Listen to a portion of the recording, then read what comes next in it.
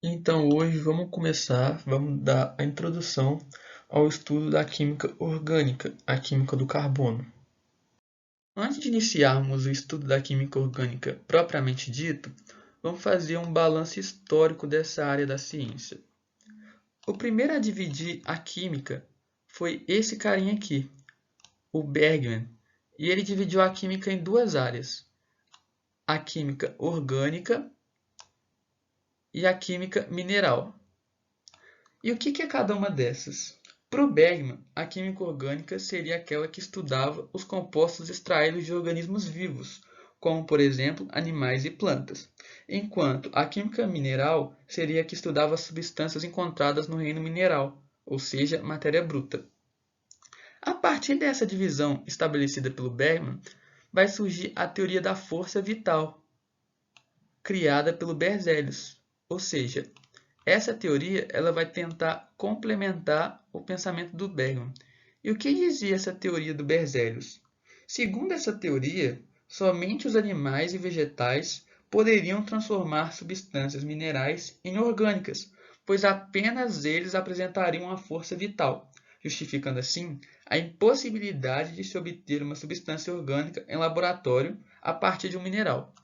Essa teoria é um pouquinho viajada atualmente, mas ela tem seu valor histórico, porque o Berzelius, através dessa força vital, a qual ele não sabia justificar a origem, apenas ela conseguiria converter matéria mineral em matéria orgânica. Essa teoria vai ser destruída, vai cair por terra a partir do surgimento de uma experiência deste cientista aqui, o Huller. A gente chama a experiência dele de síntese de Huller. O que consiste essa experiência do Huller? O Huller ele vai pegar o cianato de amônio, que é uma substância inorgânica. Detalhe, ele vai fazer isso em laboratório, isso é muito importante. E ele vai aquecer. O aquecimento na reação é indicado por esse triângulozinho aqui, beleza? E ele vai aquecer o cianato de amônio em laboratório. Como resultado, ele vai obter isso aqui, a ureia. A ureia é um composto orgânico presente na nossa urina, por exemplo. E esse experimento do Huller vai fazer com que a teoria do Berzelius caísse por terra, porque antes as substâncias orgânicas só poderiam ser produzidas graças à existência dessa força vital presente nos organismos vivos. O Huller, com sua experiência, vai falar assim: opa, não, eu consegui produzir uma substância orgânica dentro do laboratório, certo? Então, a teoria do Berzelius vai ficar defasada e quem vai conseguir estudar bastante os compostos orgânicos vai ser o Lavoisier, aquele mesmo da lei de conservação das massas. Na natureza, nada se cria, nada se perde, tudo se transforma. E o Lavoisier, estudando os compostos orgânicos, ele chega a uma conclusão muito importante. Esses compostos possuem quatro elementos primordiais: o carbono, o hidrogênio, o oxigênio e o nitrogênio, sendo que o carbono e o hidrogênio estão sempre presentes. Esses elementos estão sempre presentes nos compostos orgânicos a partir do estudo do Lavoisier. Após esse breve histórico, chegamos ao conceito atual de química orgânica. No que consiste a química orgânica? Basicamente, é a química em que estudamos compostos formados por carbono, ou seja, o carbono vai ser figurinha sempre presente nos nossos compostos aqui estudados, certo? Ele vai ser muito importante. A gente viu agora há pouco as funções inorgânicas e certos óxidos, certos sais e certos ácidos, como os listados aí para você, eles possuem carbono. E você pode pensar o seguinte: por que eles não são englobados, por possuírem esse elemento, no ramo da química orgânica? É porque eles são denominados compostos de transição. O que são compostos de transição? Basicamente, são aqueles compostos que apresentam as características que se assemelham mais aos compostos inorgânicos. Ou seja, apesar de possuírem carbono, as suas características, ponto de fusão, ponto de ebulição, entre outros, se assemelham aos compostos que a gente estuda lá na química inorgânica. Então, como o carbono é o nosso protagonista no estudo da química orgânica, nada mais justo do que a gente estudar algumas de suas características.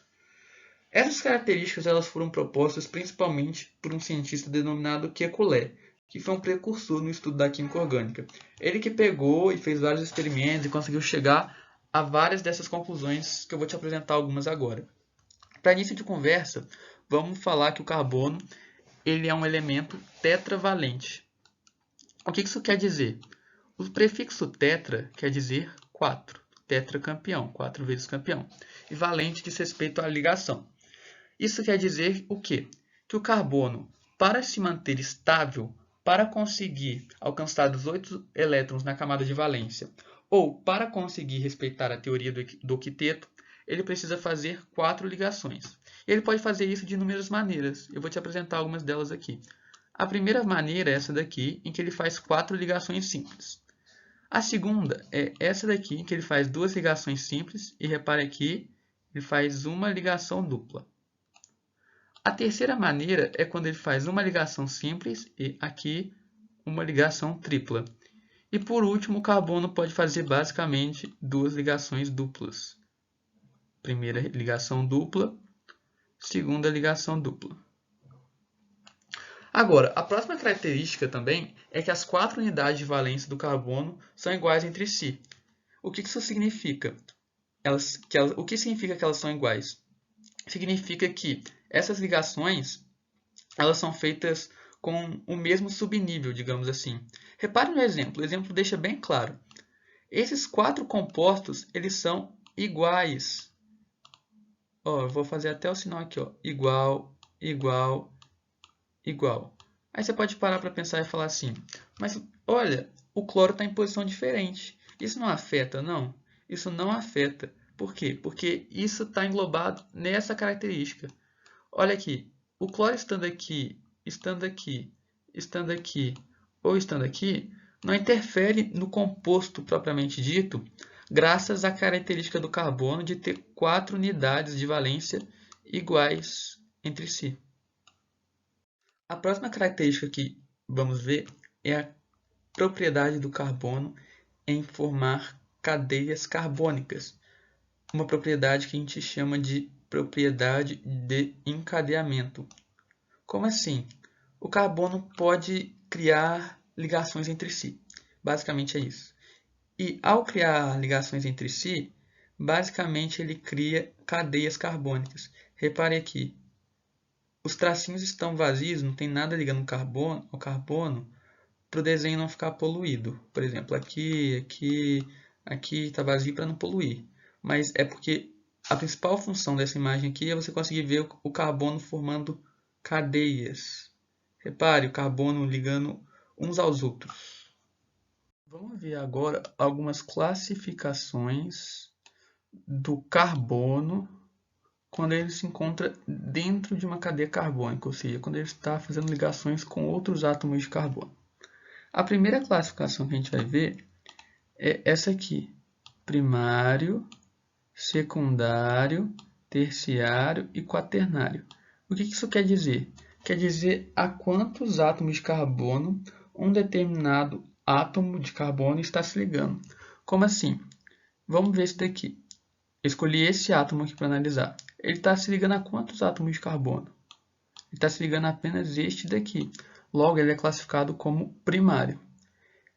Este átomo aqui, ele está se ligando a quantos carbonos? 1, 2. Logo, ele é secundário. E esse daqui? 1, 2, 3. Então, ele é classificado como terciário, porque ele está se ligando a 3 átomos de carbono. E assim sucessivamente. Primário, quando está ligado a nenhum ou a um átomo de carbono. Presta atenção nesse detalhe. Secundário, quando está ligado a 2 átomos de carbono. Terciário, quando está ligado a 3 átomos de carbono. E quaternário, quando está ligado a 4 átomos de carbono. Certo? Então, avançando, a gente chega num conceito muito importante. Vou fazer até um asterisco aqui nele, que é o conceito de carbono quiral, também denominado carbono assimétrico. O que é uma coisa assimétrica, sem simetria? É aquela coisa que tem partes diferentes. Por exemplo, se uma pessoa tem um rosto assimétrico, é que uma metade tende a ser diferente da outra. E no carbono não vai ser diferente. Vamos fazer uma análise aqui.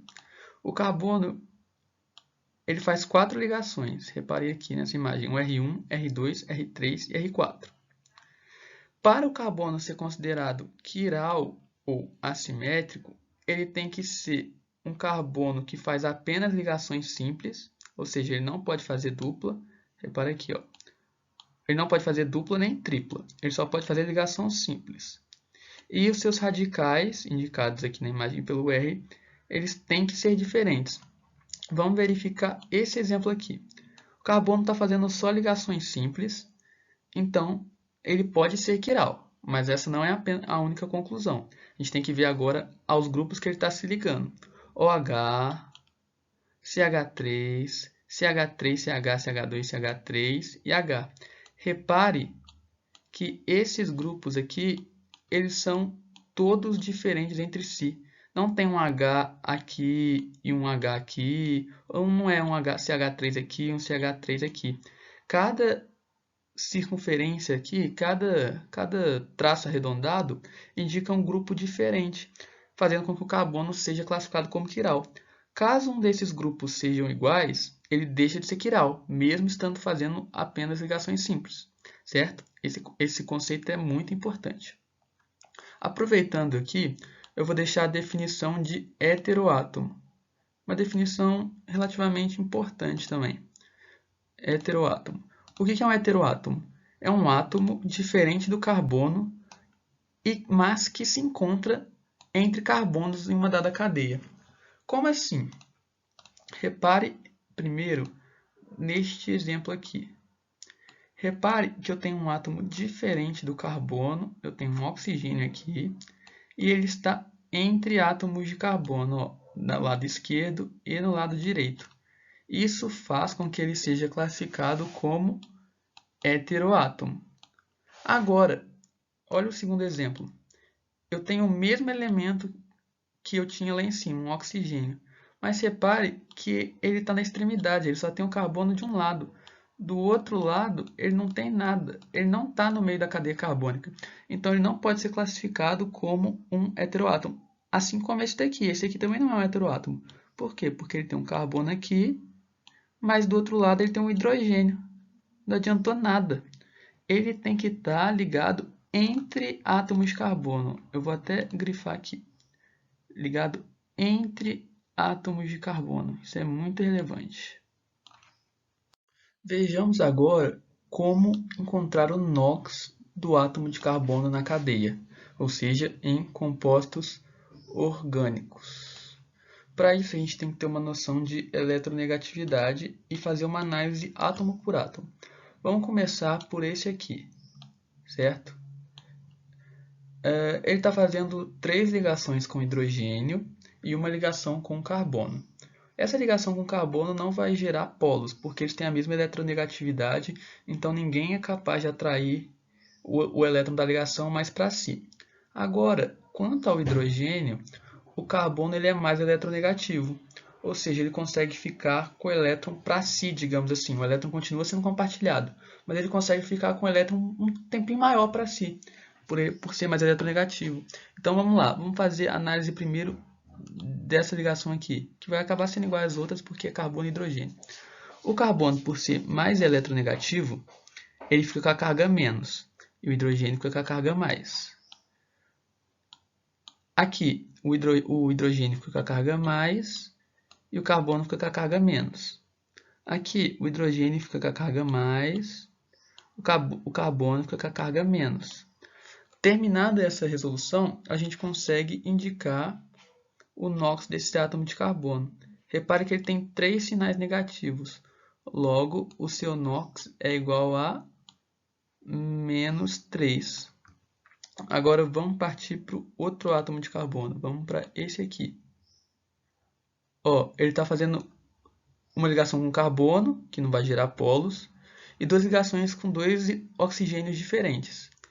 O oxigênio ele é mais eletronegativo que o carbono, então ele fica com menos, e o carbono fica com mais. Ele está fazendo só uma ligação simples com esse daqui. Agora, com esse daqui, ele está fazendo uma ligação dupla, ou seja, o oxigênio consegue ficar com os dois elétrons da ligação mais para si, enquanto o carbono fica mais positivinho. Repara aqui.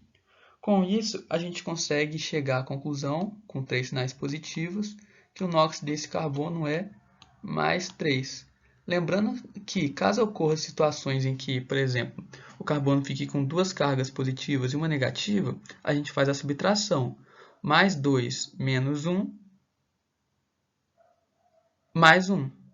Mais 3 menos 1, mais 2. E assim sucessivamente. Vamos dar uma passada agora pelas maneiras de representar os compostos orgânicos. Vamos ver os tipos de fórmula que existem na química orgânica.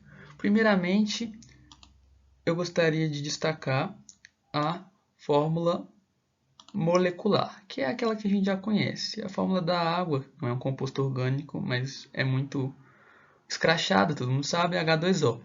Aqui nessa fórmula a gente consegue ver quais são os átomos e a quantidade exata desses átomos. Por exemplo, C6H12O6, que é a famosa glicose que os vegetais usam na fotossíntese, a gente usa para energia, e C4H10. Nesses compostos a gente consegue ver, primeiramente, nesse aqui, que há 6 átomos de carbono, 12 de hidrogênio e 6 de oxigênio. E no outro a gente consegue verificar a existência de 4 átomos de carbono e 10 de hidrogênio. Seguindo, a gente encontra a fórmula mínima ou empírica. O próprio nome dela já diz mínima, ou seja, ela é um pouco mais minimalista. Ela indica quais são os átomos, igual a outra, e a menor proporção entre eles. Como assim? Repare nos compostos CH2O6, C2H5. Eles são basicamente esses mesmos compostos aqui, porém com a fórmula mínima.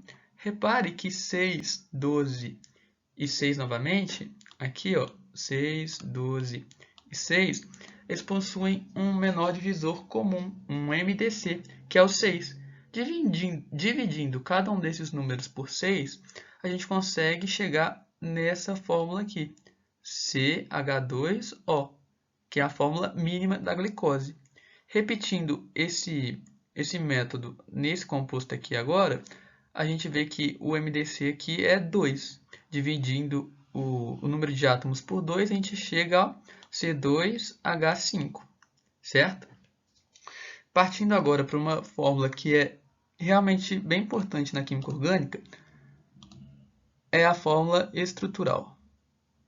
Ela indica quais são os átomos, quantos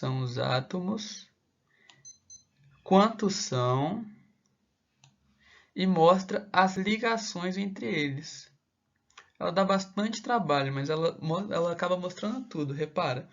Repara que aqui a gente consegue ver que só tem ligação simples. A gente consegue ver um heteroátomo aqui, por exemplo, que está entre carbonos. E todas as ligações estão bem explicitadas. A gente consegue ver que o hidrogênio está ligado no carbono aqui, por exemplo. A fórmula estrutural ela tende a ficar muito grande, porque os compostos orgânicos eles podem ter milhares de carbonos. Então desenvolveu-se a fórmula estrutural condensada ou simplificada, que geralmente é a mais utilizada. Repare aqui, por exemplo, ao invés de eu abrir todas as ligações do CH3, todas as ligações do carbono, ao invés de botar C, H e H, eu botei CH3 para economizar espaço e ficar até mais dinâmico o raciocínio.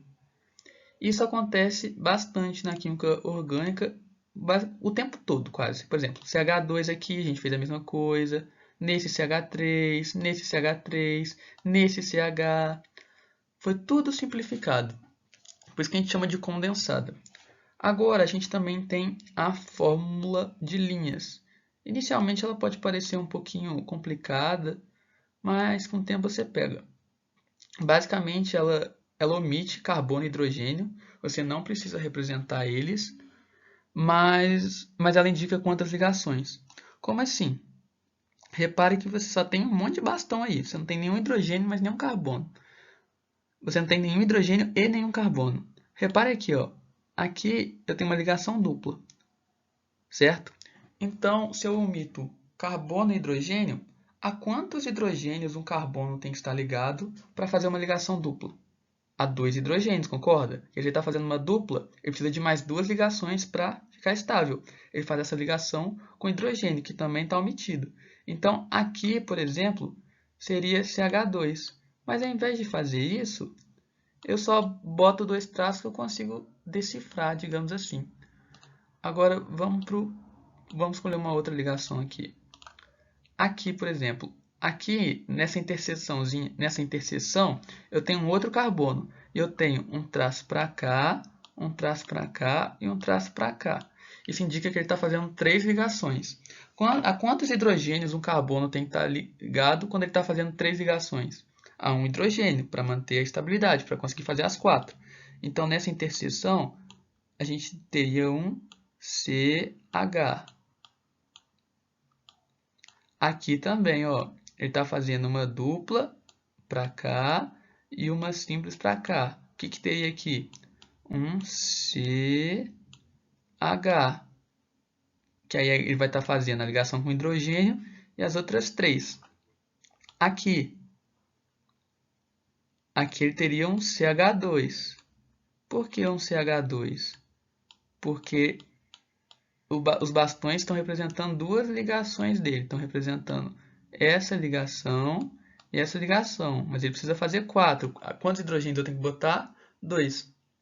Isso pode ser observado no outro exemplo também, no exemplo ao lado. Vamos ver como é que fica. Aqui, ele tem uma ligação simples para cá, uma ligação simples para cá, uma ligação simples para cá. Ou seja, aqui eu tenho um CH. As 3 ligações aqui, mais o H, 4 ligações. Aqui também, vou ter as 3. Aqui eu vou ter um CH3, porque ele só está fazendo uma ligação, ó, só tem um bastãozinho. Então, para ele se manter estável, ele faz as 3 com hidrogênio. E assim sucessivamente. Ó, aqui ele teve que indicar o OH, porque o OH a gente não omite, a gente omite C, hidrogênio, C, que é o carbono, e o H, o hidrogênio. Então, aqui eu tenho CH, que está fazendo 3 ligações. Aqui eu tenho o quê? Um CH3, porque eu tenho só um bastãozinho indicando. Com o tempo você vai pegando isso daqui tudo. Vamos ver agora um composto muito importante no estudo da química orgânica, que é o benzeno. Para início de conversa, a fórmula molecular do benzeno é essa aqui, C6H6. E por que ele é tão importante? Porque ele é um híbrido de ressonância. O benzeno sofre um processo que a gente chama de ressonância. Eu vou explicar isso mais à frente. Vamos começar analisando a cadeia carbônica do benzeno. Repare aqui que o benzeno ele é uma cadeia fechada, ó. Não tem nenhum carbono para fora desse ciclo. É realmente um hexágono, já que ele tem 6 átomos de carbono. Agora, para explicar esse fenômeno da ressonância, vamos fazer o seguinte, vamos numerar os carbonos. 1, 2, 3, 4, 5 e 6. Agora vamos pegar essa mesma imagem e fazer a mesma coisa. 1, 2, 3, 4, 5 e 6. Ressonância é um fenômeno no qual você altera a fórmula estrutural de um composto, alterando apenas a posição das ligações, ou seja, a posição dos elétrons, sem alterar a posição dos átomos. Como isso pode ser verificado nessas duas imagens? Repare que os números que a gente representou, eles ainda possuem o mesmo elemento. Número 1 tem um carbono, número 2 tem um carbono. Nenhum desses números teve seu elemento alterado. Porém, a posição da ligação mudou. Repare aqui eu tenho uma dupla, aqui eu tenho uma simples, entre o carbono 1 e 6. Entre o carbono 1 e 2, aqui eu tenho uma simples, e aqui eu tenho uma dupla. E assim sucessivamente, porque uma característica do benzeno é que ele possui ligações em alternância, uma ligação simples, uma ligação dupla, uma ligação simples, uma ligação dupla. Então, os cientistas constataram que nenhuma dessa fórmula estrutural era essencial para representar o benzeno. Por quê? Porque ambas as fórmulas é o benzeno, é o mesmo composto. Não é que essa é mais relevante que essa ou vice-versa. As duas representam o mesmo composto, alterando apenas a posição dos elétrons, ou seja, a ligação. Por isso que a gente chama ele de híbrido de ressonância. Repare nessa imagem aqui agora, que a gente tem três representações do benzeno. Essa aqui está certa? Tá, mas não é a ideal. Essa aqui está certa? Tá, mas não é a ideal. Por que não é a ideal? Porque essa ligação dupla aqui poderia estar aqui, essa dupla aqui poderia estar aqui, e assim sucessivamente. Convencionou-se que a melhor forma para representar o benzeno seria essa aqui, um hexágono com uma circunferência no interior. Então, quando você vê essa imagem aqui, você tem que saber que é um benzeno e que dentro desses hexágonos tem ligações simples e duplas em alternância, ou seja, aqui é uma dupla, aqui é uma simples, aqui é uma dupla, ou vice-versa. Você pode alterar, você pode botar a dupla e a simples da maneira que você quiser, que ainda vai continuar sendo benzeno, respeitando, lembrando a condição da alternância.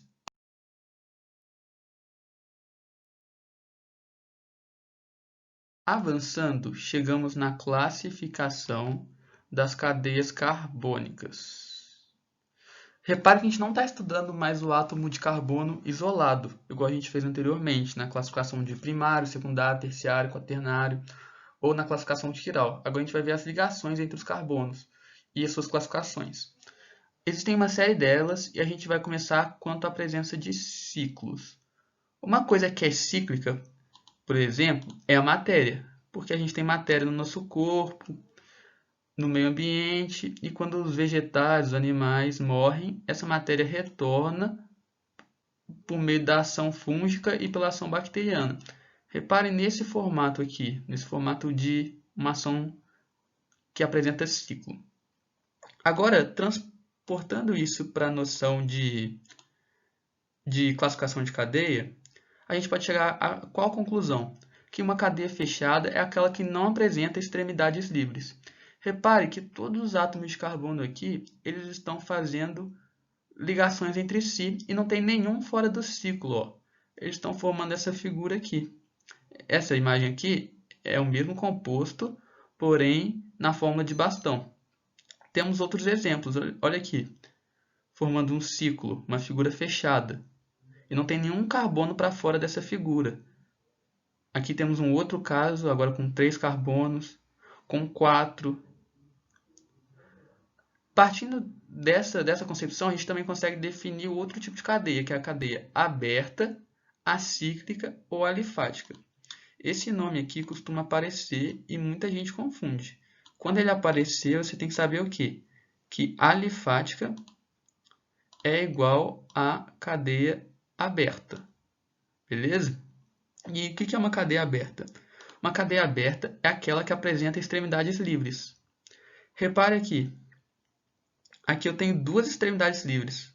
Eu tenho uma extremidade aqui e uma extremidade aqui, sendo que nem todos os átomos de carbono estão ligados entre si. Esse aqui não está ligado a esse aqui, certo? Esse composto aqui é o mesmo daqui.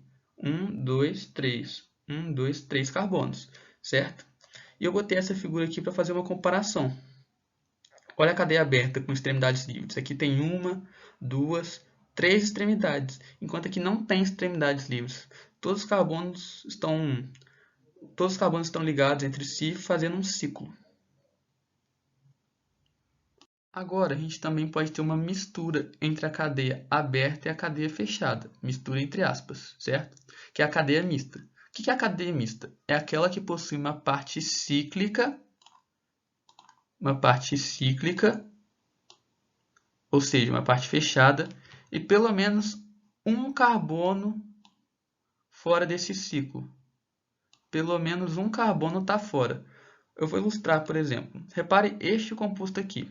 Onde é que está o ciclo dele? Está aqui. Esse aqui é o ciclo desse composto. E eu tenho um carbono fora desse ciclo. Logo, a classificação dessa cadeia é mista.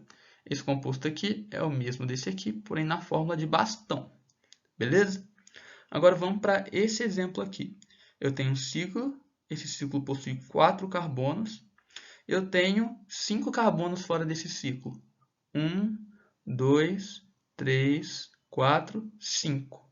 Então, a cadeia classificada como cadeia mista. Outra classificação é quanto à presença de heteroátomo, que a gente já viu o conceito. E essa nomenclatura também pode ser dita dessa maneira, quanto à natureza dos átomos. É a mesma coisa. Você tem que ficar ligado que esses dois conceitos se equivalem. Então, quanto a essa classificação, a cadeia ela pode ser cadeia heterogênea ou cadeia homogênea.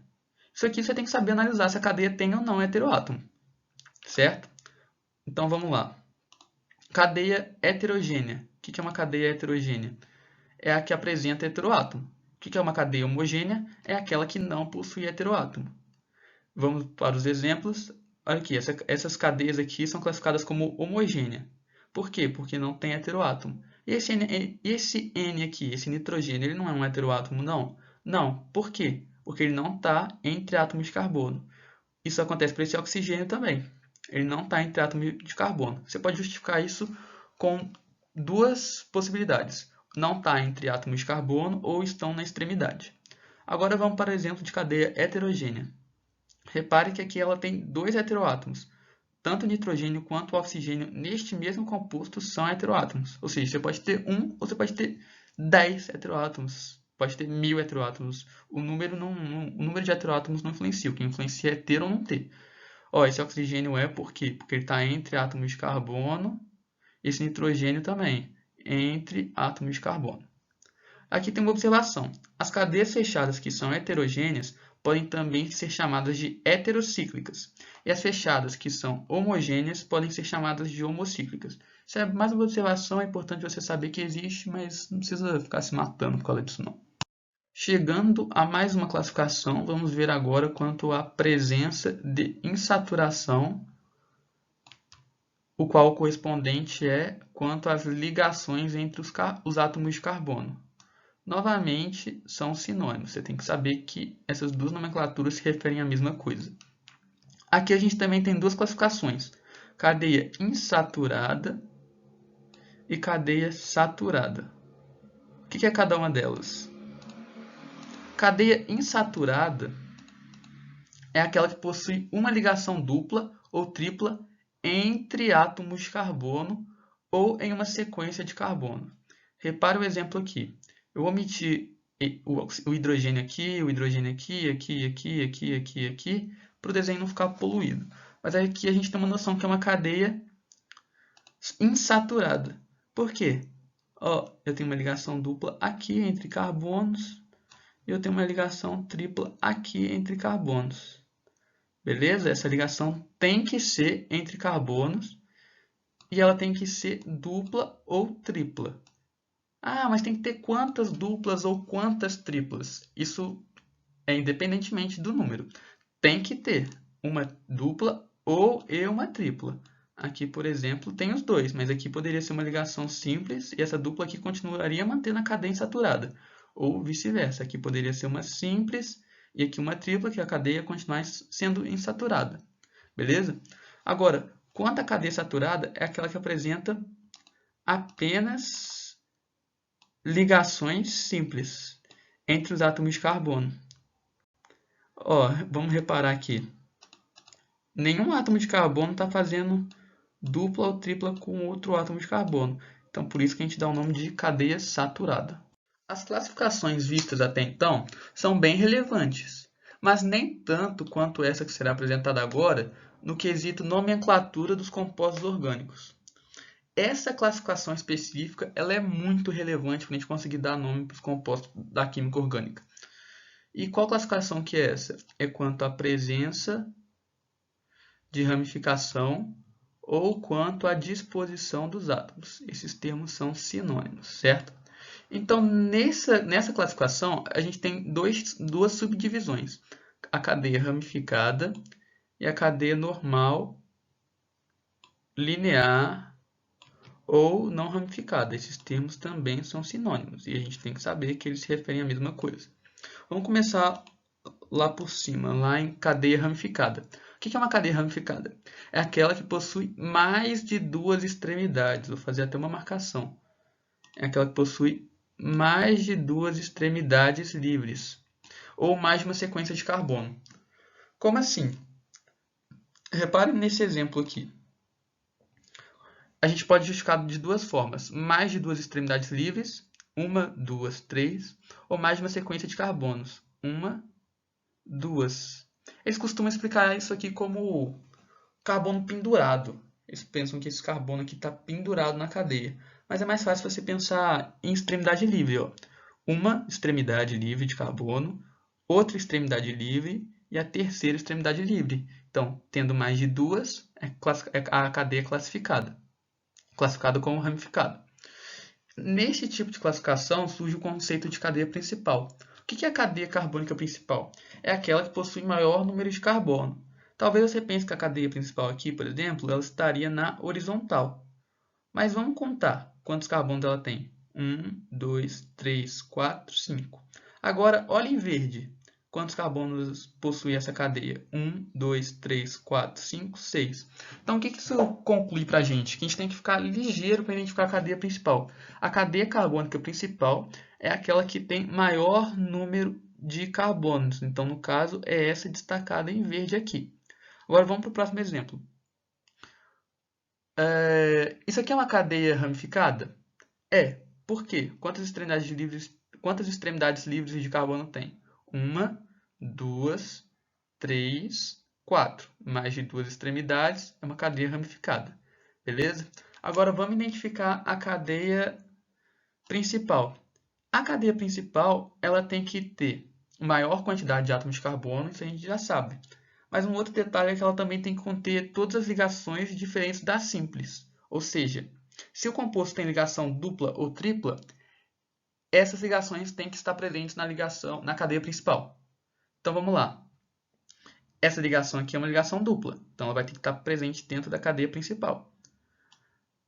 Beleza? Agora, eu viro para a esquerda ou viro para a direita para pegar o maior número de carbonos? Para a direita. Agora, eu desço ou eu continuo reto? O que vai me dar maior quantidade de carbono? Se eu descer para cá, eu vou pegar mais um. Agora, se eu continuar reto, eu vou pegar mais dois. Então, a gente conclui que para a gente achar a cadeia principal, a gente tem que seguir reto. Nisso, a gente conclui qual que é a cadeia principal do átomo, desse composto orgânico. Ou melhor, desse composto, não é do átomo, não. Aí você pode perguntar, por que esse carbono aqui não foi incluído? Porque se eu incluir esse carbono aqui, a dupla fica de fora. Eu não posso fazer isso, isso, isso.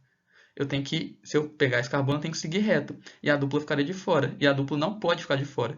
Então eu pego a dupla, depois eu sigo adiante. Se eu descer, eu pego um carbono só. Se eu prosseguir, eu pego dois. Então, como a cadeia carbônica tem que ter maior número de carbonos, eu prossigo, eu continuo reto. Então aqui, ó, eu vou ter dois carbonos pendurados, entre aspas. E uma hidroxila aqui em cima, que a gente vai aprender a dar nome para ela mais para frente. Beleza? Agora, olha o exemplo de cadeia normal, ou linear, ou não ramificada. O que é isso? É aquela que possui apenas duas extremidades livres ou uma única sequência de carbonos.